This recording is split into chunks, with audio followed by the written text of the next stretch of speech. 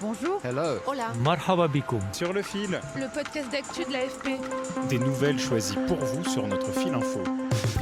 Ukrainiens, Afghans, Mexicains, les immigrés affluent au Nebraska, un État conservateur du centre des États-Unis, dans le fameux Midwest. Et bien loin des débats enflammés qui agitent la présidentielle américaine, ces immigrés sont accueillis à bras ouverts dans cette région où les pénuries de main-d'œuvre sont criantes. Cours d'anglais, congés adaptés, logements, les entreprises locales sont prêtes à tout pour attirer ces travailleurs étrangers. Au Nebraska, c'est devenu une question de survie économique. Je vous emmène donc dans les plaines du Midwest avec Boubacar Diallo à la réalisation et sur le terrain, Julie Chabanas et Cecilia Sanchez. Sur le fil. Bienvenue dans l'usine du constructeur Kawasaki en périphérie de Lincoln, la capitale du Nebraska. Casque vissé sur la tête, lunettes de protection aux yeux et bouchons anti-bruit dans les oreilles, le Mexicain Ramiro Avalos inspecte des rames de métro flambant neuves qui vont bientôt circuler à New York. Parti de Californie il y a 2 ans avec sa femme et leurs enfants, l'inspecteur qualité est ravi. Nous avons aimé la ville de Lincoln, les paysages, les parcs, le calme, l'absence de bouchons, le faible coût de la vie, très peu de criminalité. Et pour tout ça, j'ai décidé avec ma famille de venir ici.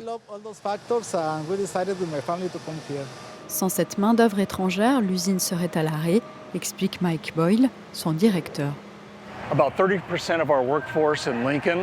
Environ 30% de notre main-d'œuvre à Lincoln est constituée de travailleurs immigrés, ce qui représente environ 900 personnes.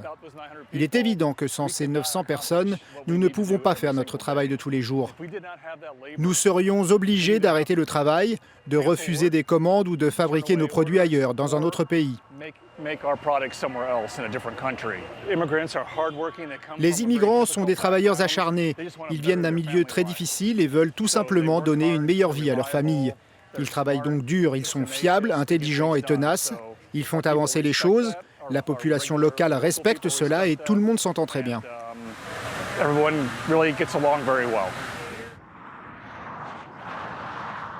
On embauche, c'est le message inscrit sur une banderole déployée à l'entrée.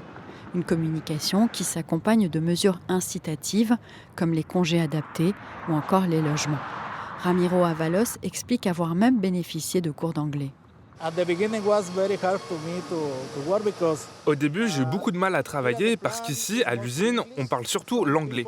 Certaines personnes parlent aussi l'espagnol, comme moi, mais pas trop.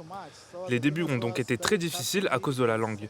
J'ai eu besoin de cours et de pratiques, et heureusement, je me suis amélioré.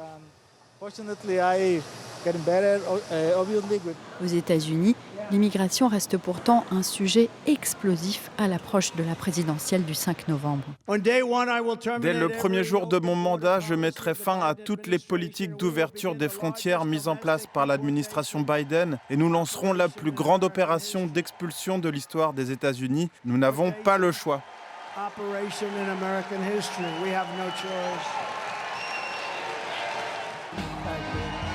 God bless you all. God bless you. Get out and vote.